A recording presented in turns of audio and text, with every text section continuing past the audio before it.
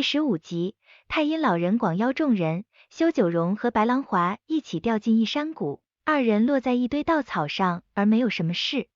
突然传来动静，二人循声望去，看到是父亲白建德，白狼华特别激动。白建德猜测，没有通过试炼的人都会通过种种方式来到这里，应该是太阴老人不愿透露试炼的具体内容，才暂时把他们困在此处，而有人通过试炼他们才能出去。封常心里难受而借酒消愁，父王不喜欢他，母后利用他来牵制弟弟封兰溪，就连最喜欢的弟弟封兰溪也都欺骗他，即便是这样，他还是不想封兰溪因为他的事而分神。封兰溪来找封常，只要封常不愿娶妻成，他有办法在父王面前斡旋把那婚事推了。此时封常并不相信封兰溪，认为自己不过是封兰溪和百里氏争斗的砝码，封兰溪不过是想再赢百里氏而已。封常故意试探，没想到封兰溪武功极高，更讽刺的是封兰溪的心计比功夫还要高。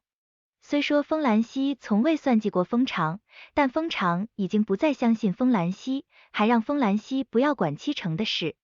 封常自责大哥封常受他所累要娶不喜欢的人，越是思绪纷乱，越是想起白风夕，感慨走上这条路真的只有孤独相伴。川云传回消息，一匹战马10银叶，看来王明海为了阻止封兰溪一马是不惜下血本。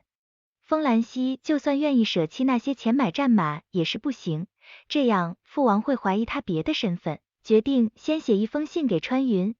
此时川云和川宇在东江以4银叶的价格买回1000匹战马，并派玉如轩的人送了回来。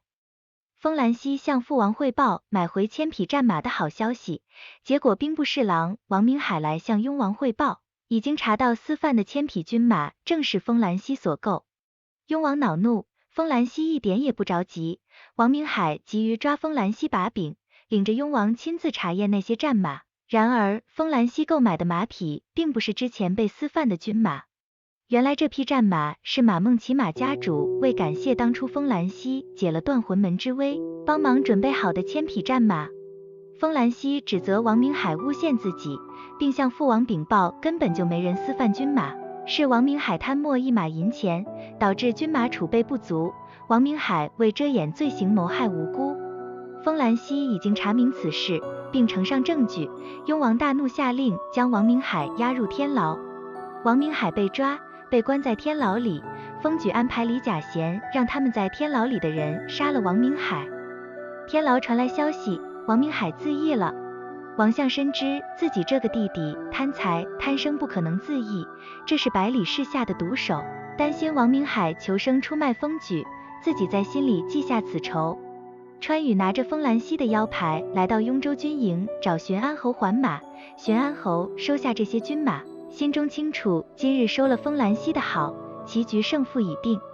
白风夕和玉无缘渡过崖，玉无缘跟白风夕商量分开行动，然后故意破坏山体里的机关枢纽，造成地震，白风夕被困。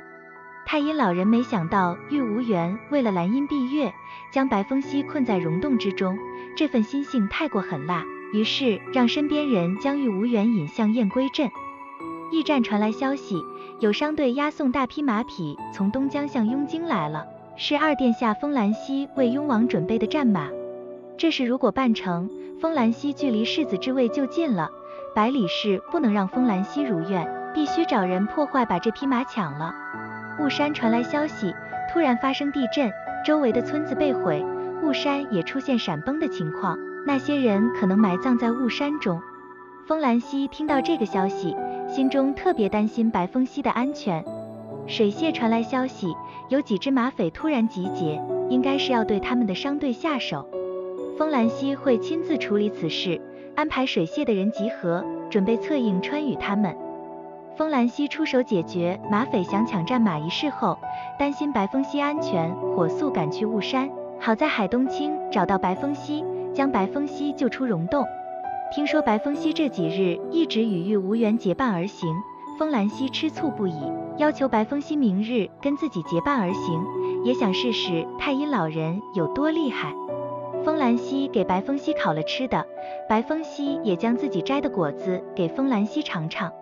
次日，风兰溪和白风溪来到一个山洞，这里设下兰陵王的六爻阵，若想破阵，必须寻找其中关键。地上的每一块石砖都暗藏机关，不能硬闯，要智取。白风溪发现地上完整的字，很早以前在八荒塔里见过这7个王的画像，每个王都会有一句诗。他与风兰溪配合默契，成功破了六爻阵。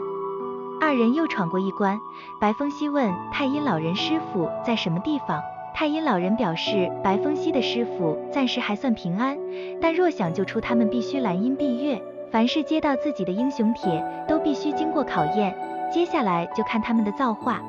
风兰溪有信心，只要他们联手，肯定能通关。